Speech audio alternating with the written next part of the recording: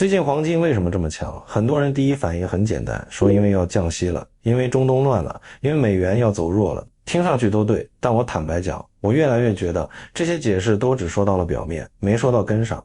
真正把黄金往上拱的，可能根本不是美联储下一次会不会降25个基点，而是市场开始慢慢意识到一件事儿：美联储这套过去10几年最有效的定价权正在一点一点变钝。这话什么意思？过去你会发现，全球资产定价其实有一个非常清晰的中轴，这个中轴不是油价，不是地缘冲突，甚至都不是企业盈利，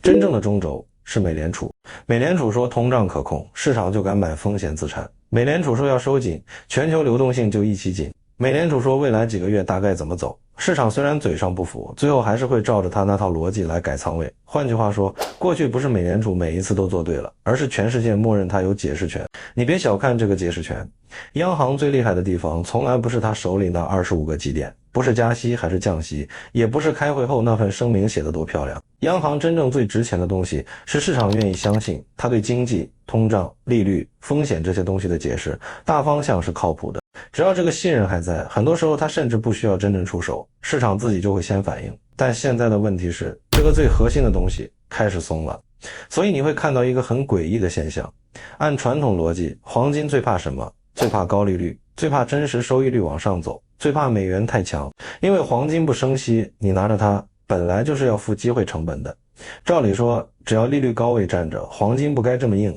可现实是，市场一边担心通胀黏住，一边担心降息推迟，黄金却还是没有像以前那样被彻底压下去。这说明什么？说明它交易的东西已经不只是利率了。大家好，我是华哥。我判断黄金正在从降息交易切换成制度信用交易。说白了，过去市场买黄金是在赌货币更便宜，现在市场买黄金更多是在赌规则，没以前那么稳了。这个变化特别关键，因为一旦你意识到这一点，你对后面整个行情的理解会完全不一样，你就不会再用那种特别机械的思路去看黄金。美联储偏鹰，黄金就该跌；美联储偏鸽，黄金就该涨。不是这么简单。现在黄金真正反映的是大家对美元体系、对美债、对美联储这整套秩序的信任度开始出现裂缝了。而这个时候 Kevin Warsh 也就是沃什突然被推到聚光灯下面，这个事情就变得更有意思了。很多人对沃什的第一印象很粗糙，就一句话，这个人偏鹰，对通胀更敏感，对资产泡沫更警惕，对过去几年美联储放水、扩表、过度干预有一肚子意见。所以很多人会条件反射地觉得，如果真是沃什上来，对黄金就是利空，因为鹰派嘛，利率高嘛，美元硬嘛，黄金不就该被压吗？我不完全同意，甚至我觉得市场如果只把沃什理解成一个更鹰的人，那很可能看浅了。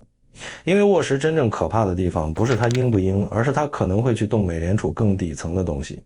比如通胀到底该怎么衡量，比如美联储到底该不该像过去这些年这样什么都管，什么都说，什么都提前剧透给市场。再比如美联储和财政之间的边界到底应该画在哪里，这些问题看起来很技术，很学院派，很枯燥，但在我看来，这些才是黄金真正的燃料。为什么？因为黄金最喜欢的从来都不是一个单纯宽松的世界，黄金最喜欢的是一个权威开始被怀疑，但新的权威又还没建立起来的世界。你想想看，如果未来沃什真的主导美联储，他做的第一件事大概率不是立刻把市场哄得舒服，而是要重建纪律，重建威信，重建联储，不是你们想象中那个随便兜底的机构这种形象。短期里，这种东西会让美元更硬，让前端利率预期更强，也会让黄金出现不舒服的回调，这是完全可能的，甚至我觉得是大概率事件。但是问题来了，如果沃什在重建纪律的过程中，顺手把美联储原来那套大家已经习惯的沟通体系、通胀观察框架、政策反应函数全都改了，那市场得到的并不一定是安全感，反而可能是更大的不确定性。这就像什么？这就像你坐在一辆高速行驶的车上，你原来觉得这司机虽然偶尔也会乱打方向，但至少你知道他大概会怎么开。现在换了个新司机，这个新司机上来第一句话是，之前那套开法有问题，我要重构整套驾驶逻辑，你会怎么想？你会不会更紧张？你当然会，因为你最怕的不是他偏左还是偏右，你最怕的是你根本不知道他下一脚油门或者刹车是基于哪一套地图。市场也是这样，一个可以被预期的鹰派未必可怕，一个会重血规则、重设指标、重做沟通方式的美联储才真的让资金不安。而一旦资金开始不安，他就会本能的去找那种不依赖任何承诺、不依赖任何会议纪要、不依赖任何政策发言人的资产。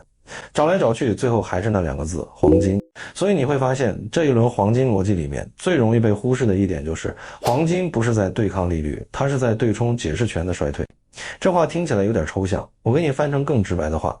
过去市场相信美联储说通胀是暂时的，那通胀就真有可能是暂时的。美联储说经济会软着陆，市场就会朝软着陆去配资产。美联储说我们能兼顾增长和物价，大家虽然嘴上骂，但内心还是默认它大概率能稳住。现在不一样了，现在市场的态度越来越像是你说你的，我听着，但我未必全信。你说通胀会回落，我先看看油价和工资。你说金融条件足够紧，我先看看财政赤字和发债规模。你说高利率能压金价，我先看看全球央行是不是还在买黄金，全球地缘是不是还在冒火，全球资本是不是开始重新评估美债的避险属性。注意，这里面最要命的一点是美债的角色变化。以前只要出大事，资金第一反应就是冲美国国债，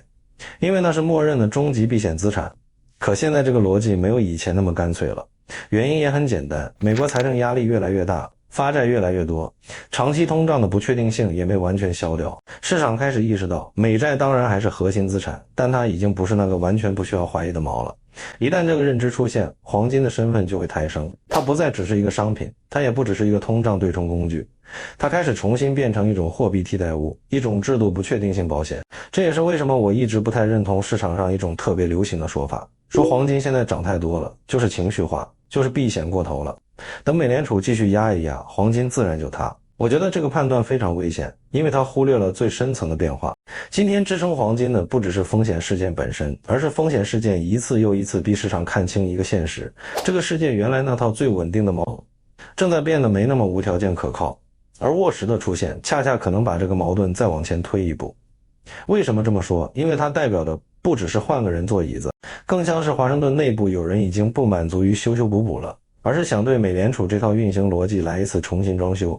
可问题是，任何系统一旦进入重构期，外部资金首先感受到的都不是秩序，而是摩擦。这一点特别重要。很多人以为鹰派就等于秩序，强硬就等于稳定，其实不是。历史上很多时候，越是想通过更强硬的方式重新建立秩序，短期内带来的反而是更大的市场波动。因为就秩序被打破了，新秩序又还没稳住，中间这个空档期恰恰是黄金最舒服的时候。所以我个人的判断很明确，如果沃什真的上来，黄金最可能出现的不是一条单边线，而是高波动大震荡，但中枢偏强。也就是说，短线它会跌，而且会跌得不轻。每次美元一强，每次收益率一弹，每次市场觉得新联储很强硬，黄金都会有人砸。但问题是，砸完以后呢？只要制度层面的疑虑还在，只要市场还在怀疑未来的政策目标有没有被技术性的重新解释，只要全球还在担心美债和美元流动性是不是能继续像以前那样无风运转，黄金就很难真正走出那种长期趋势性的熊市。这也是今天很多人分析黄金时最容易犯的错误，他们总喜欢盯着价格，却不去看身份。黄金价格当然会波动，但黄金的身份一旦从利率对手盘升级成制度对冲工具，那它的估值逻辑就会完全不同。以前是看实际利率，未来可能还得加上一条看全球资金对美国制度稳定性的打分，而这个打分一旦下降，黄金的底就会被一点一点抬起来。还有一点，我觉得市场现在讨论的也不够，就是很多人把美联储失效理解成无能，理解成失控，理解成他什么都做不了了。我觉得这也不对。美联储不是失灵到没有工具了，也不是说它明天就控制不了市场了。真正的问题是它的工具还在，但工具背后的权威感在下降。他以前说一句话能让市场自动调整，现在可能得做更多，付更大代价，市场才愿意重新相信它。这才是真正的失效，不是按钮坏了，而是按钮按下去之后，大家不再像过去那样毫不怀疑地相信它一定有效。你想想，这是不是比单纯的降息预期更可怕？当然更可怕。因为降息预期错了可以改，通胀高了可以再压，可一旦市场开始怀疑定义这些东西的权威本身，那就不是一次议息会议能修好的了。所以说到最后，我给结论：第一，黄金这轮最核心的逻辑不是降息，而是制度信用开始折价。第二，沃什如果真的入驻美联储，短期未必利多黄金，甚至可能先打出一波压力。第三，但中长期看，它如果推动的是框架重构、指标重构、沟通重构，那反而可能强化黄金的战略价值。第四，未来黄金最值得怕的不是鹰派，而是一个重新变得非常可信、非常稳定、非常一致的美联储。如果做不到这一点，黄金就不会轻易熄火。我甚至可以把话说得更直接一点，过去大家买黄金是因为怕通胀，现在越来越多的人买黄金，是因为怕解释通胀的人也开始不那么让人放心了。这两者的区别非常大，前者是周期问题，后者是体系问题。而一旦市场开始交易体系问题，那黄金的故事就绝对不是涨一天跌一天这么简单了。它背后对应的是整个全球金融秩序里最核心的那个问题。当美联储不再像过去那样能够轻松定义世界的时候，资金最后会把信任投给谁？答案可能绕来绕去，最后还是那块最古老、最笨却最不需要解释的资产——黄金。所以别再只盯着下一次降不降息了，真正要盯的是美联储还能不能重新把自己的话变回市场愿意无条件相信的话。如果不能，黄金就远没有走完；如果能，黄金才可能真正遇到大级别的麻烦。但至少从现在看，我个人并不觉得这件事儿会来得那么快。